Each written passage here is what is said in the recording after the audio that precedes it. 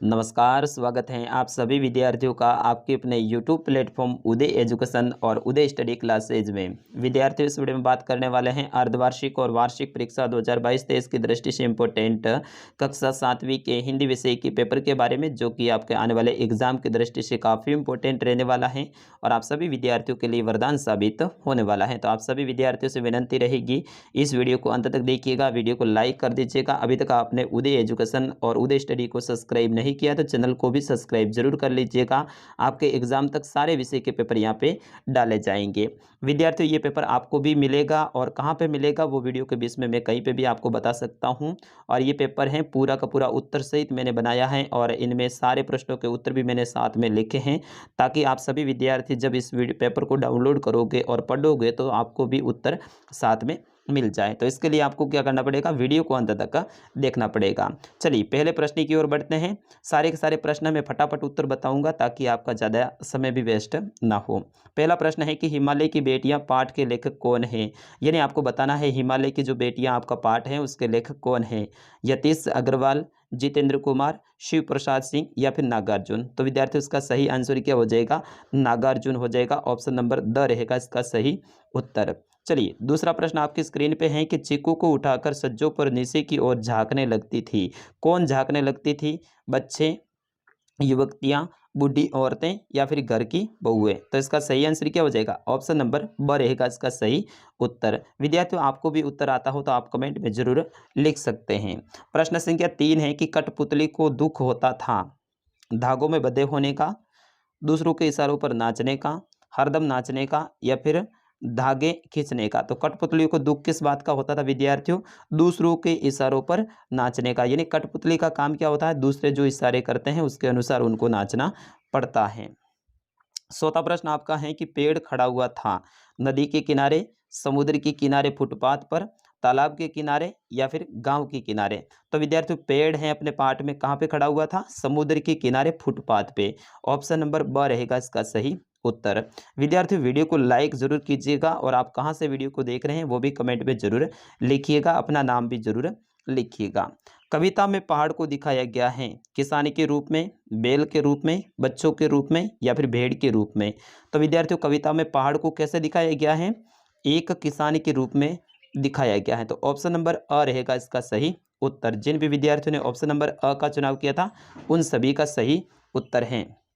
प्रश्न संख्या 6, समाचार का संधि विच्छेद है। यानी समाचार जो शब्द है इसका संधि विच्छेद क्या होगा, समधन आचार, सध आसार, समाधन आसार या फिर समोधन आसार। तो समाचार का संधि विच्छेद है विद्यार्थियों, वो हो जाएगा आपके ऑप्शन नंबर अ के अनुसार समधन आचार। ठीक है, तो ऑप्शन नंबर अ रहेगा इसका सही उत्तर। चलिए प्रश्न संख्या 7 आपके स्क्रीन पे है, ये भी काफ़ी इंपॉर्टेंट है आपके एग्जाम की दृष्टि से और ये आपके व्याकरण का प्रश्न है कि मान शब्द में कौन सा उपसर्ग जोड़ने पर उसका अर्थ है वो घमंड हो जाता है। यानी मान शब्द है उसमें ऐसा कौन सा अपन उपसर्ग जोड़ेंगे जिसके बाद में उसका अर्थ है वो क्या हो जाएगा, घमंड हो जाएगा। जैसे सव जोड़ेंगे तो ये तो हो जाएगा स्वामान, ये नहीं होगा। अभी जोड़ेंगे तो क्या हो जाएगा, अभिमान। और अब जोड़ेंगे तो क्या हो जाएगा, अपमान। और अख जोड़ेंगे तो अखमान हो जाएगा। तो घमंड किसको कहते हैं, अभिमान को कहते हैं विद्यार्थियों, किसको कहते हैं, अभिमान को कहते हैं। तो मान के आगे अगर अपन अभी लगा देंगे तो इसका अर्थ क्या होता है, घमंड होता है। तो इसलिए ऑप्शन नंबर ब रहेगा इसका सही उत्तर। चलिए प्रश्न संख्या 8 है कि मानव का विलोम शब्द है भक्षक, अनिंदा, दानव या फिर अमानव। तो मानव का जो विलोम है वो दानव होता है। यानी मानव मनुष्य और दानव मतलब राक्षस। तो इसका सही आंसर क्या हो जाएगा, ऑप्शन नंबर स रहेगा इसका सही उत्तर। अब विद्यार्थियों, जो आगे आपके प्रश्न आ रहे हैं जो कि 4 प्रश्न रहेंगे, जो कि खाली जगह के रूप में यानी रिक्त स्थान से संबंधित रहेंगे। इसका पहला देखिए, रास्तों में खाली जगह सूख गया था, कीचड़ या फिर पानी। तो रास्तों में क्या सूख गया था, कीचड़, कीचड़ हो जाएगा। तो इसका सही उत्तर हो जाएगा यहाँ पे रास्तों में क्या आ गया था, कीचड़ सूख गया था। और ख देखिए, मैंने उसकी आंखों की ओर देखा, स्नेहपूर्ण। ठीक है ना, तो यहाँ पे हो जाएगा स्नेहपूर्ण। ठीक है, घृणापूर्ण नहीं देखा, उसने कैसा देखा था, स्नेहपूर्ण देखा था। ये लेखक बोल रहा है, आपके उस कविता वाले पार्ट में से हैं। हिमालय की गोद में खाली जगह बनकर ये कैसे खेला करती हैं, पुत्रियां या फिर बेटियां, तो यहाँ पे हो जाएगा बच्चियां। ठीक है, या बेटियां होती तो बेटियां लिखते, लेकिन अपने यहाँ ऑप्शन में क्या है, बच्चियां हैं, तो यहाँ पे बच्चियां आप लिख दीजिएगा। और ग देखिए इसमें, रोहिणी उठकर अपने खाली जगह बाबू के पास गई, तो विजय बाबू कौन थे, उनके पति थे या फिर पिता थे, तो यहाँ पे हो जाएगा पति, उनके पति थे। कौन थे, पति थे।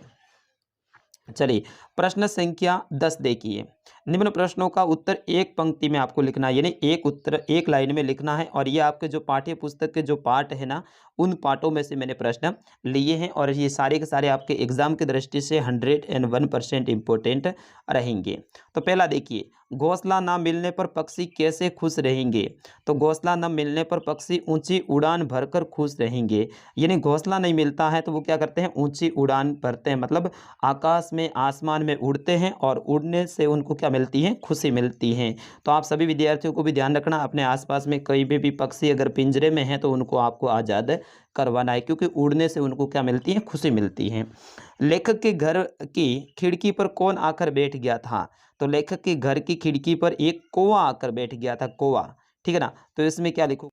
अगला देखिए, ग नदियां दूर से देखने पर कैसी प्रतीत होती हैं, तो नदियां दूर से देखने पर संभ्रात महिला की भांति प्रतीत होती हैं। किसकी भांति, महिला की भांति प्रतीत होती हैं।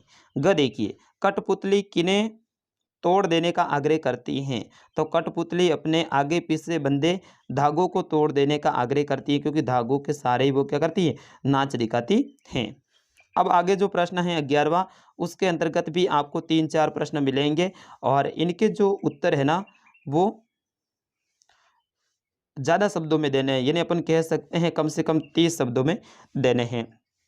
खून को भानुमति का पिटारा क्यों कहा जाता है, तो खून को भानुमति का पिटारा क्यों कहा जाता है, क्योंकि खून को भानुमति का पिटारा इसलिए कहा जाता है, जिस प्रकार पिटारे में अनेक प्रकार की वस्तुएं रखी होती हैं, ठीक उसी प्रकार खून में भी लाखों की संख्या में लाल कण, सफ़ेद कण, प्लाज्मा और प्लेटलेट्स कण समाये हुए होते हैं। ठीक है ना, जैसे भानुमति का पिटारा होता है, उसी तरह से खून भी होता है, क्योंकि खून के अंदर कई प्रकार के जो छोटे छोटे जो अपने शरीर के लिए आवश्यक हैं, जैसे कि लाल कण हो गया, सफ़ेद कण हो गया, प्लाज्मा और प्लेटलेट कण, ये सारे के सारे खून के अंदर मिले होते हैं।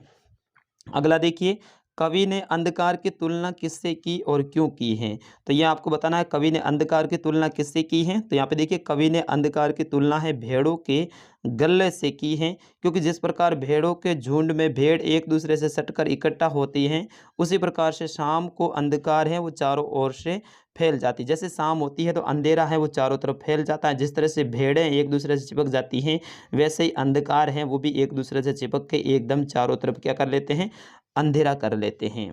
ग देखिए, खिलौने वाले के आने पर बच्चे की क्या प्रतिक्रिया होती थी, तो खिलौने वाले की मधुर और सुरीली आवाज़ सुनकर बच्चों में हलचल मच जाती थी। पहला आप क्या बताओगे, खिलौने वाले की मधुर और सुरीली आवाज़ सुन के बच्चों के अंदर क्या मच जाती थी, हलचल मच जाती थी।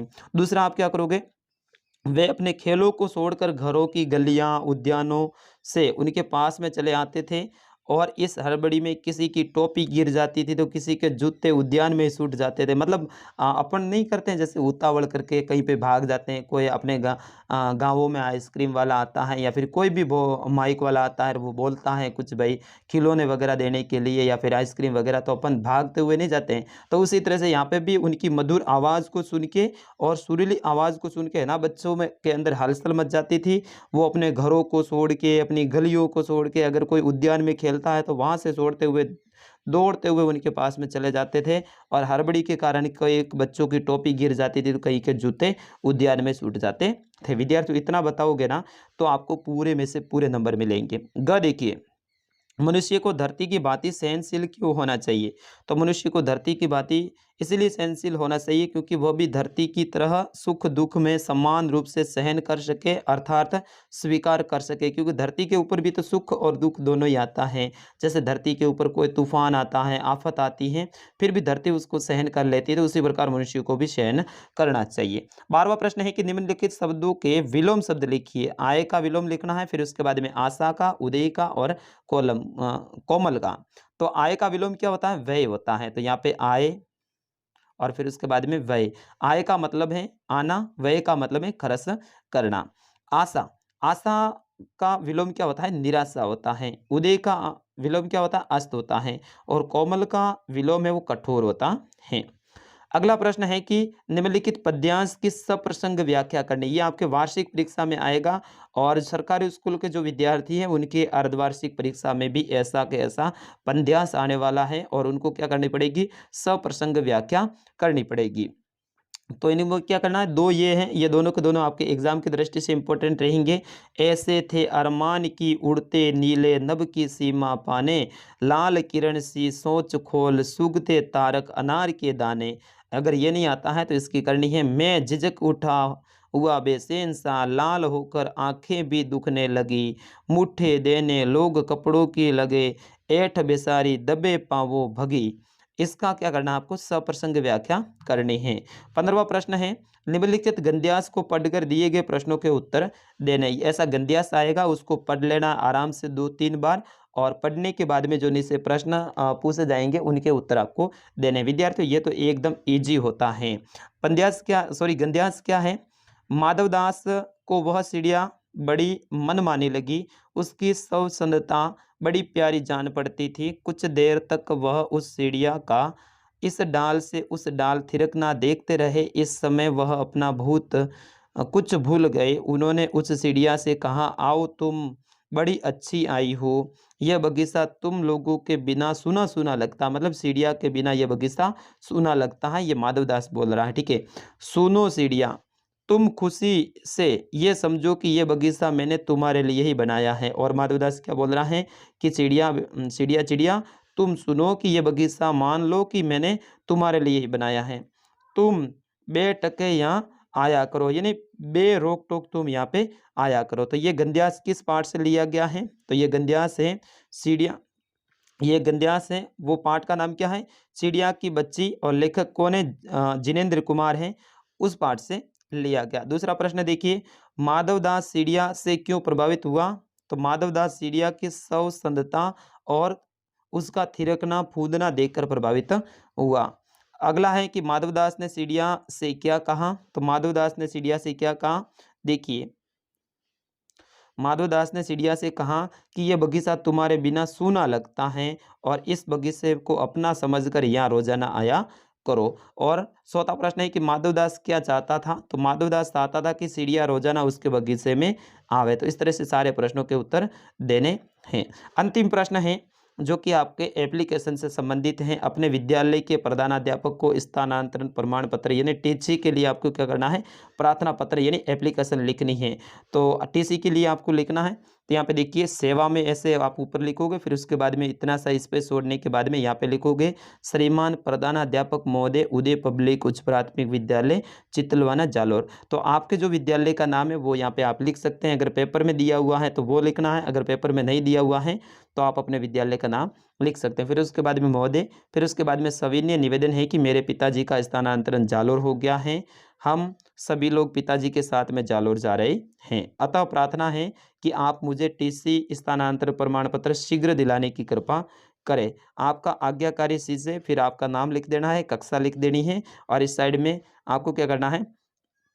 दिनांक लिख देनी है। या फिर आपको क्या करना है? अपने बहन के विवाह में मित्र को बुलाने के लिए एक पत्र लिखना है। और साथ ही एक और प्रश्न है, इसमें आपको क्या करना है? निबंध लिखना है। ये आपके वार्षिक परीक्षा में आएगा, अर्धवार्षिक में शायद नहीं आएगा। तो होली के ऊपर आप याद कर लेना, मेरे प्रिय खेल, कोरोना वायरस तो अब आने वाला नहीं है, इसको आप दूर ही रखिए। और मेरे विद्यालय के बारे में या फिर दीपावली या फिर होली के बारे में आप याद कर लेना। अभी जो अर्धवार्षिक है इसमें दीपावली के बारे में आ सकता है। अब विद्यार्थियों, मैंने आपसे वादा किया था शुरुआत में कि ये पेपर आपको भी मिलेगा, तो बिल्कुल ये पेपर मैं आपको अब देने वाला हूँ। आपको पेपर मिलेगा मेरी वेबसाइट पे। आपको गूगल में जाके सर्च करना है uday.study.com। ठीक है, इतना सर्च करोगे मेरी वेबसाइट खुल जाएगी, उसके ऊपर आपको क्लिक करना है। उसके अंदर आपको मिलेगा राजस्थान जीके का ऑप्शन। किसका मिलेगा? राजस्थान जीके का ऑप्शन मिलेगा, उसके ऊपर आप क्लिक करोगे तो जैसे ही आप उसके अंदर क्लिक करोगे तो कक्षा 7 हिंदी विषय का पेपर ऐसा लिखा हुआ नाम आएगा, उसके ऊपर क्लिक करना है और आगे नाम आएगा डाउनलोड। तो डाउनलोड के ऊपर जैसे ही आप क्लिक करोगे तो सीधा ही ये जो पेपर है पूरा का पूरा आपके फ़ोन में सेव हो जाएगा और उसको खोल के आराम से आप पढ़ सकते हैं। अगर आपको गूगल में ऐसे नहीं मिलता है तो इसी वीडियो के डिस्क्रिप्शन में मैंने उस पेपर की लिंक दे रखी है, इसी पेपर की, ठीक है ना।